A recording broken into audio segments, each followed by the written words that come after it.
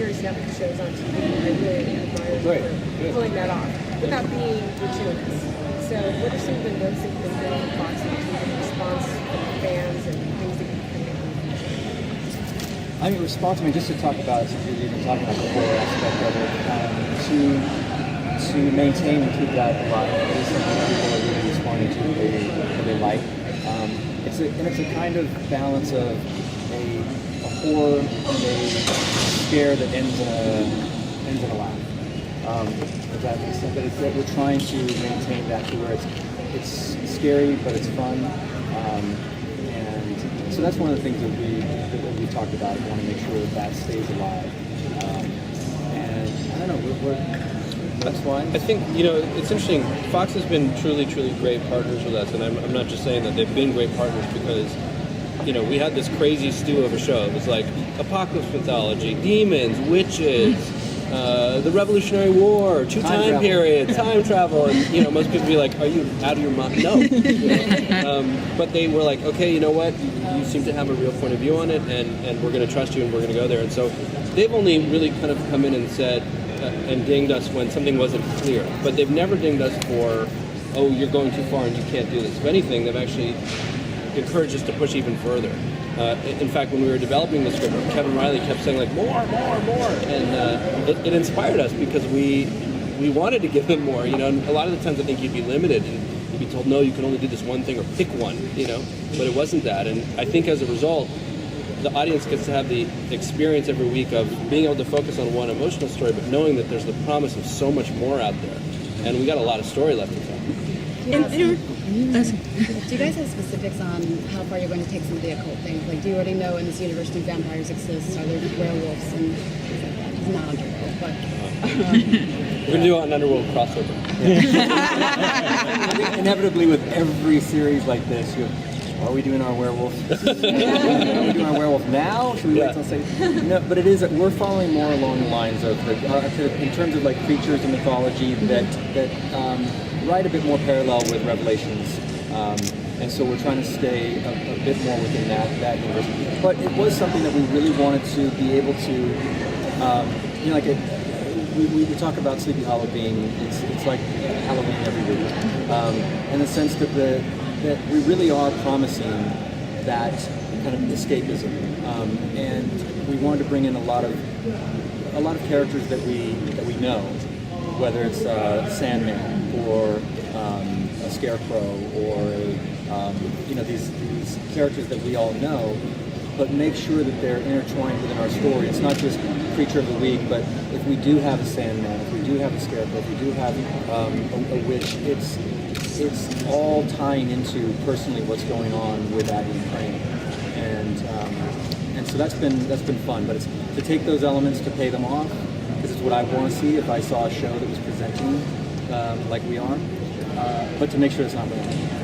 In the original, sorry, I think it's kind of interesting, isn't it, that your panel today is the same day as the X-Files panel, which I feel like paved the way in a lot of ways for shows like yours, especially on your network. Yeah. So I'm wondering if you guys are fans of that show or any other genre shows that you feel like broke ground in terms of prime time. I mean, I would say huge fans of that show for sure. It did break ground. It was such a great tone too that I think really took it serious enough, but you had fun with those characters. I actually love that show.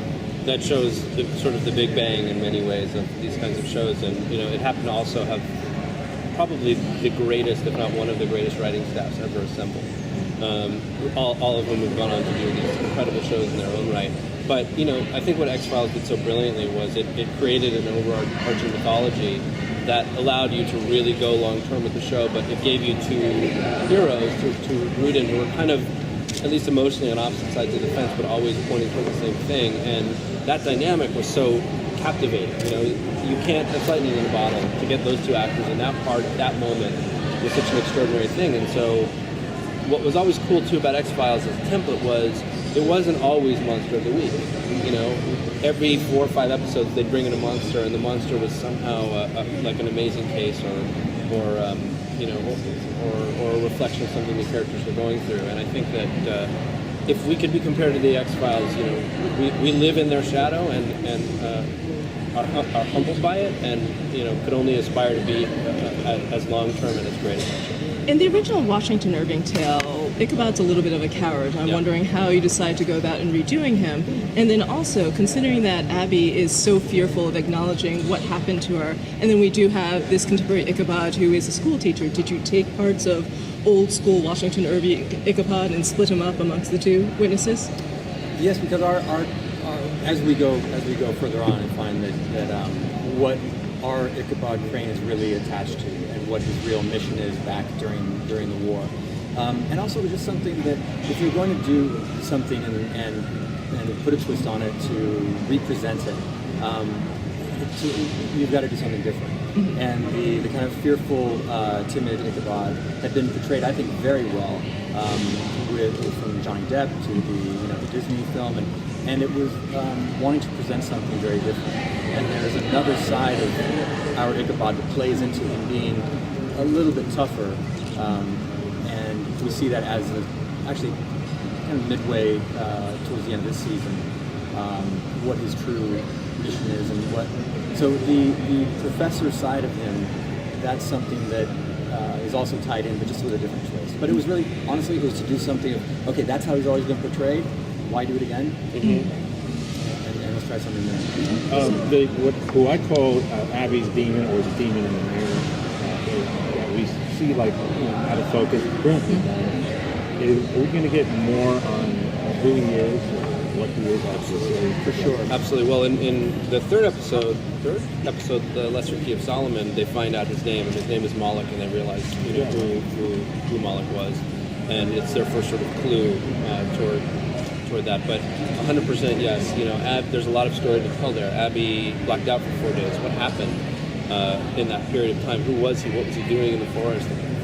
Those are all really big questions that we're going to answer over the course of the season. And because I've done a poll, and when I've watched the show with like my family and nieces and nephews, or around like the 14, 15, 16-year-old, I asked them at the end, the most important thing is, okay, now that you've seen it, what do you want to see next? Mm-hmm. So many of them say, who is that? Who is that blurry man? Yeah. Who is that? What is that blurry thing? For a long time we called him blurry man, and people call him fuzzy guy. Yeah. Blurry man. But who is that demon in the mirror? And are we going to see more of it? So sorry, two questions. Len, you directed do you have any plans to direct? I do, yeah. Not sure which one, but it's I love it, and I love the world. So absolutely. And also, so you guys have been picked up already, and that's really exciting. Now we know that there's possibly 7 years of tribulations. Does that mean that there's potentially 7 years of material that we're going to have? Never thought about that.